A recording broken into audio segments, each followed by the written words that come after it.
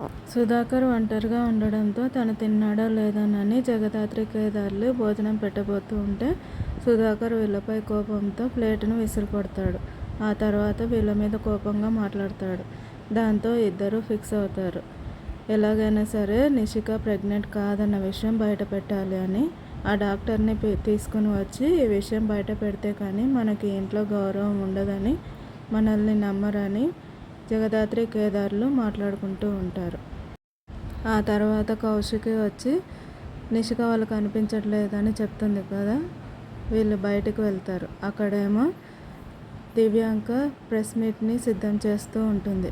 Press మీట్లో మాట్లాడడానికి రెడీగా ఉంటారు. ప్రెస్ మీట్ని స్టార్ట్ చేయగానే మాట్లాడుతూ ఉండగానే జగదాత్రి కేదార్లు అక్కడికి వస్తారు. నిషికని ఆపి ఏం చేస్తున్నారు అంటూ జగదాత్రి గట్టిగా మాట్లాడుతూ ఉంటుంది. ప్రెస్ మీట్ని ఆపడం కుదరదని దివ్యాంక మాట్లాడుతూ ఉంటే అప్పుడే పోలీసులు వస్తారు.